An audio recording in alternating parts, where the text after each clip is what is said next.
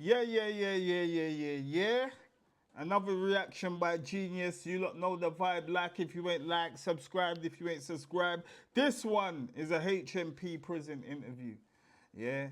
HMP is in the UK. If you're watching from anywhere else, you get what I'm saying. It's in England, and that is the prison system over there. Her Majesty's pleasure. Right. So we've got this one here that we're just gonna get straight into, man. Let's get straight into it and see what's going on. But I'll just say from the start, prison ain't a nice place, man. We all know that. We've all heard that our whole life, man. But this guy's gonna show you why. So this is his victim, I'm guessing. What's your name? Hope the victim's all right. Let me just stop that. And your Yeah, conviction. we're not condoning anything like that. I hope the victim's cool. You get what I'm saying? I hope this brother's turned his life around. You get what I'm saying? And he's doing well, and his family's doing well. Both their families doing well, and all that shit is in the past. That's what I'm hoping for. So yeah, man, let's go. 21 years EDS, What for them? 2 Section 18s, a stabbing and lighting someone on fire, an arson and an offensive weapon. Are you hearing all that? You hearing all that? And like, if you probably ask him, was it worth it? He'll probably say no. Alright, how long are you doing then? 21 EDS, so I've got to do 14 years to get my first parole. 14 years, and then you still got to sit down in front of the board and ask them and convince them that you have been rehabilitated. Yeah, kids, it's not worth it. It's not worth it. Yeah, think first. Think first. It's so funny. It's Tuesday. Choose wisely. Do you get what I'm saying? Choose your decisions wisely, man.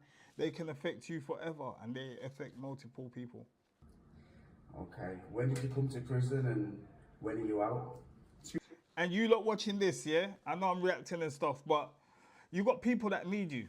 So you need to be out here to do stuff for them. They need you. You got people that need you, care for you, depend on you, and want to see you do well. You get what I'm saying? Do not put them through any of this. You know what I mean? Do not put them through any of this, whether it was the victim getting in that situation and their family having to go through that. You get what I'm saying? Seeing them like that and having these pictures and stuff on the internet for life, or whether it's this guy in prison that is going to affect his life now and affects like how he gets on with his life when he wants to change his life and he wants to get a job and so forth. All these things are written down and cannot be taken back. We all know that, but I'm just repeating that to drill it into your head. 2018 I started this sentence, and my conditional release date is 2044. Are you in a gang? No. Do you feel your sentence is too long? Yeah. So, what actually happened? Well, the first thing was I've let some kid stab me when I was on the gaffing out the way. Stabbed me in the arm with a bottle there. Yeah. So I fucking got him a dress for him. And I went round and lit his gaff on fire, and his fucking dad's come running out the house, and his dad was a big meathead. And it's one only a skinny kid, so I had to soak him and fucking blaze him in it. Did you? So Yeah. The crazy thing about this situation is you had a problem with somebody, yeah? You've got their address and so forth. Yeah, so they're in your radius. He's gone to the house. I can't tell no one how to react. Everyone reacts different in different situations, but I'm just trying to look at it logically. And for maybe the youth that may be seeing this, I'm trying to point out where this went wrong. Yeah, you've gone round to his house and you've lit a fire. Do you know what I mean? Petrol bombed the house or did whatever you've done. And anyone could have been in the house, women and children. Other males that are not involved, that are normal civilians. And then imagine one of them got hurt. What would happen then? It's going to be a tragic case. It's definitely going to be a tragic case here where innocent people have got hurt. Do you know what I mean? I understand there may be a tick for tack with the guy that has cut you with the bottle and so forth. And other people are involved now. You could get life for what? Do you understand? I know you could have lost your life. You would say that, but you could have got life, man. We have to think more. And I'm not even speaking to you, brother, so don't take no offense to this. You get what I'm saying? I'm not even, yeah, don't take no offense to this. I'm just talking hypothetically for the viewer. Do you know what I mean? But yeah, let me get back into it. So that was the first one I had. I Hold on. was a sport bottle in my pocket full of petty, as well as the 2 milk bottles that I had full of petty. So I've tipped the petty through his window, blazed the house. I've been packing my bag made up with myself, little pat on the back for myself. I've turned around, there's some big meatheads there. So I've ran at him and he's just started bingoing me all over the garden, absolutely bingoing me, don't taking my head off. So I just pulled the bottle. Exactly. Like, you see, always expect the unexpected because you wasn't expecting that. And this is what happens. You could do something in the heat of the moment and out of rage, but you ain't thought about all the possibilities of what can happen. Yeah, but anyway, listen, like my channel, subscribe to my channel, follow me up on Instagram, Genius with 2 E's. Let's go. I was absolutely soaking and said, "You gonna let me out of the garden?" No, he went, "No, I went, fuck off, one for with him." And then the second one, I've been on a night out for my mate's birthday. And I'm chatting to some fat bird outside the Wetherspoons having a birthday. And some kid's getting his fucking head punched in, so we all just like, you know, scudded over to have a look at it. And we've had a look at it, and it's my mate on the floor now getting his head punched in, so I've hit one kid over the head with a bottle, and I've stuck the rest of the bottle in his mate's face. And when I've pulled the bottle out of his face, I've pulled his eye out of his head as well. And so I've got a 17.5 EDS. Fucking hell, man. Yeah. Clock, dog. Mad thing. That's a mad thing. Yeah, and this is what I'm saying. Just a night out. You see, like sometimes, yeah, you gotta know who you're going out with and who you're around, man, and just be careful of like, because you could go out and start trouble, and your friend come and does that. Do you get what I'm saying? And now you're involved. You know, you're involved. You was just wanting a little bit of trouble. You get what I'm saying? As they would say, lads being lads or whatever it is, yeah. And then it's turned out like that, and then your whole life's ruined. Because you're sitting down behind the door now. You know what I mean? What sense does that make? What sense does that make? You know what I mean? So you have to think about your actions. Because he's only reacting to his friend being on the floor. But why did you end up in that situation? What did you do? Do you know what I mean? Like sometimes, yeah, man, sometimes. Sometimes you might want to leave your house to go somewhere and your spirit tells you not to go. You get that feeling, nah, I shouldn't go. Don't force it, don't go. But yeah, someone got their eye out, man. For the stabbing and got a 4.5 EDS for the arson. And did these victims come to court and snitch on you? Yeah, prolifically. Him and his 2 mates turned up. His 2 mates had nothing to do with it, but when I was fighting with him outside the fucking pub, one of his mates, who's apparently a school teacher, has picked his video up and started phoning it.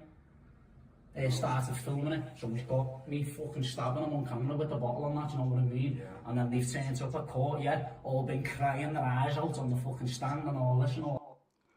I hear that, but key word what he just said there, a school teacher. This is a professional citizen, you get what I'm saying, civil citizen. He may film, do you know what I mean? And it's not a surprise that he said anything to the police. He's a normal, upstanding citizen of the community. Do you get what I'm saying? Like, yeah, everyone films these days. I don't agree with that. Try and help and stop it if you want to try and help and stop it. If not, mind your business and keep it stepping.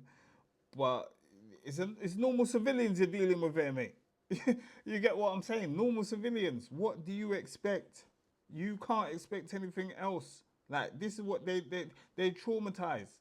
They will be crying their eyes out. They probably ain't seen a bare knuckle fight. They ain't seen someone get bottled. Everybody hasn't seen what somebody else has seen. You know what I mean? Let's just get out of our little bubble and stop thinking like this. Get out of this bubble and stop thinking like this, like everybody should know how this thing goes and what is what. You get what I'm trying to say? If they're not out there in criminal activity, they're a normal upstanding citizen, they will tell the police, and it's not classed as snitching because they're not in that world. They're not from that world. And this is what a lot of people in the world think, like, oh, everybody should know what's going on. No, they shouldn't. You get what I'm saying? They don't. They're not. They're so far removed from that life. Come on, man. That's clear, dog. all that. You want to read me transcripts, what I was saying to you, lad? I'm coming through and the kids laughing in my face.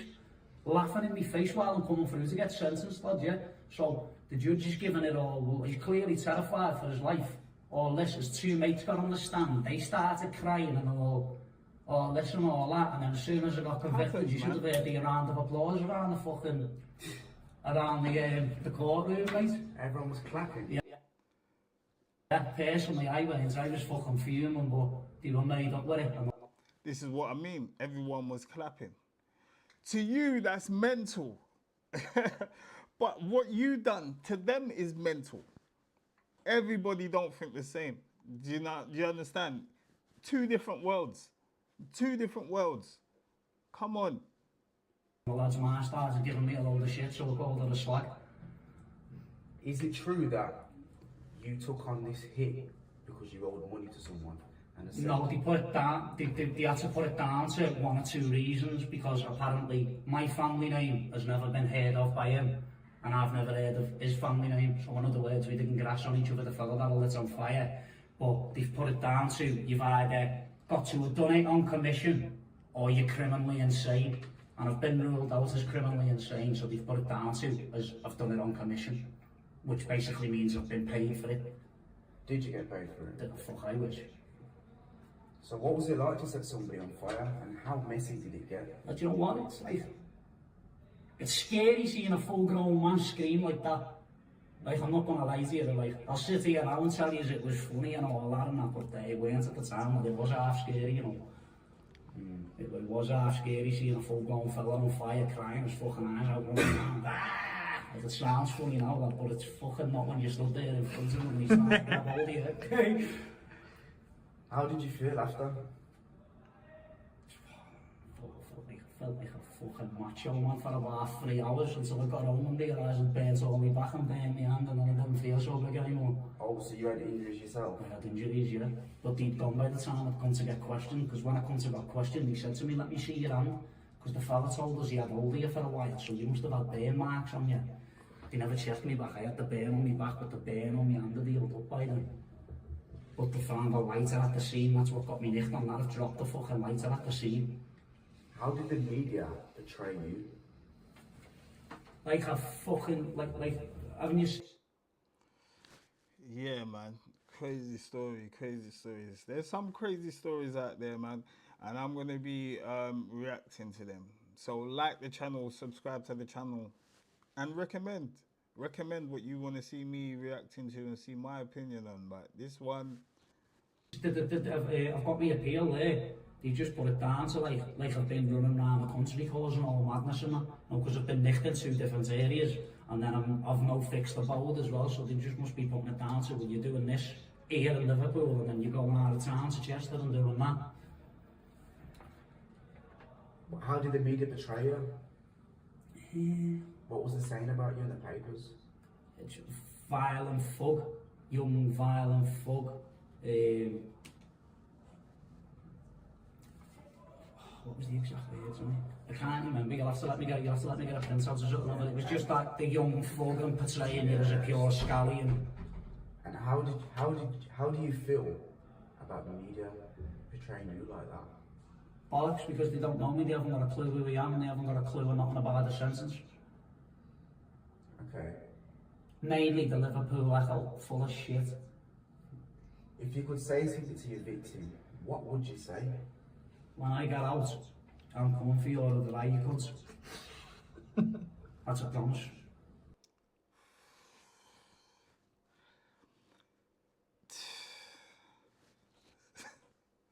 I don't know what to say, man. And I don't think I'm laughing at the situation, because I'm not. It's just, yeah.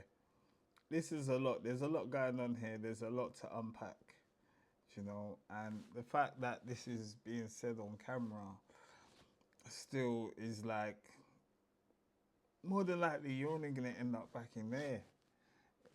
Do you know what I mean? Saying it on camera. But anyway. And do you regret the crimes you're in for, or any crimes you've done at all? No, I regret the shit that's happened over it, like with my family and losing my family and all that, but I don't regret doing what I've done. I've done what I've done for a reason. How did you know your victim? You see that? You lose your family. Yeah? You will lose your family. Because some of your family may not agree with the stuff that you've done. Take it from this man here. Yeah, he's in this situation. You get what I'm saying? Aesthetically, he's there. He's actually there. He's physically there. This ain't no AI. Do you understand? He's saying to you, he lost his family. Yeah, so sometimes we hear stuff and we go on and we get so intrigued in the story that we miss the parts that are the actual parts.